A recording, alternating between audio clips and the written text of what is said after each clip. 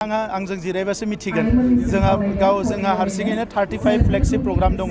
दा बिथाङा बेफोरखौ नुवा बिथाङा नुयो गावनि समनि बै जिखिनि भायलेन्स बायदिसिना थासारि बैफोरनि समाव बिथाङा सरकार सालायगासिनो दङमोन दा दिनैनि समाव जों जे मोजां खामानि मावबाय बिखौ बिथांनि मेगनजों नुवा बारा दिन गैला बिथाङा गावनो बुंगोन जे बिटिआरआव जे जौगानाया फैबाय गोजोना फैबाय गासैबो थासारिया जे सोलायबाय बेखौ साननैसो उनाव गावनो बुंगोन जेबो फेक्टर जाया इयाव एबार बहुत भटआव जोंनि बिजाथिया देरहागासिनो दङ बेयाव खुनु फेक्टर होनाय रावबो कम्पिटिशनाव फैनाय नङा मैयानिफ्राय जिहेतु लागू जाबाय दा काया काउन्सिलखौ बोरै सेफगार्ड होगोन काउन्सिलाव माबायदि एफेक्ट जागोन जोंनियाव बियो एफेक्ट जाया जोंनियाव बियो इमप्लिमेन्ट जाया 6 शिड्यूल काउन्सिलाव बेनि बाहेरावसो जागोन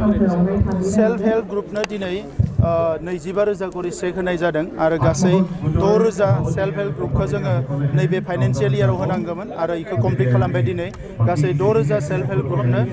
जोङो खोथा होनाय बायदियै 25,000 करि जोङो चेक होनाय जाबाय बिथांमोना जाहाथे रांखान्थिनि गोदान जांख्रिथायाव बाहागो लानो हायो आरो माबा नङा माबा खामानि मावनानै गावसोरनि सेल्फ हेल्पखौ गोख्रों खालामनायजों लोगोसे गावसोरनि फेमिलिखौ मोजां खालामनो हायो बेनि थाखायनो बिटिआर सरकारा जोङो बे सापर्टखौ बिथांमोननो होदों आरो बेवहाय गासैबो माहारिनि बर'जों लोगोसे असमिया आदिबासि जेसां माहारि दङ गासैनिबो सेल्फ हेल्प ग्रुपफोरा बेयाव मोननो हादों आरो बियो गोदान मोनसे रांखान्थि जांख्रिथायाव जोङो आगानसे आवगायलांबावनो हागोन आं बेखौ मिजिंथिदों गोबां माने बुंसोलायनाय जोङो जे सेल्फ हेल्प ग्रुपनो जिथु 25,000 रां होनो गोनांमोन नाथायबा बेखौ होनो हायाखै होनना बुंदों खिन्थु दाथ' 6,000 जोङो दा होबाय बिनि सिगाङाव 3,800 होबाय माने दासिम 9,800 टटेल 9,800 सेल्फ हेल्प ग्रुपनो जोङो 25,000 करि होनाय जाबाय बेखौथ' नोंथांमोनानो नुदों मैया जिथु हाग्रामा महिलाया उदालगुरियाव फैनानै नोंथांनि सायाव मोनसे अभियोग लाबोदों जिथु फट'ल' मोजां बेबायदि सिथाबो खिन्थु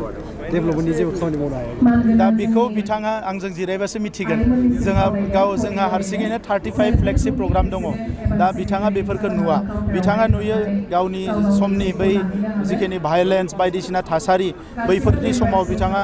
सरकार सालायगासिनो दङमोन दा दिनैनि समाव जों जे मोजां खामानि मावबाय बिखौ बिथांनि मेगनजों नुवा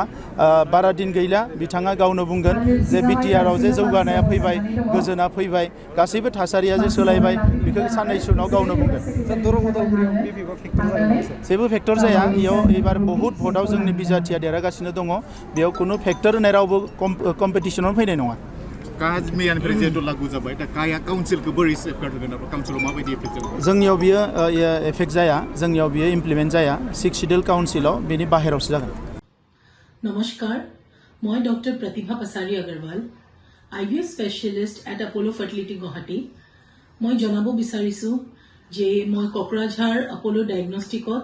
23 मार्चत आহি आसो दुपरिया 12टा बजार পৰা এটা বিনামূলীয়া নিসন্তানতা কেম্প লৈ পেলাই যাৰ এনেকুৱা ধৰণৰ প্ৰব্লেম আছে নিসন্তানতা প্ৰব্লেম আছে আহি পেলাই মোৰ লগত আলোচনা কৰি পেলাই চিকিৎসা কৰিব পাৰে আপোনালোকে বুকিংৰ কাৰণে কল কৰিব পাৰে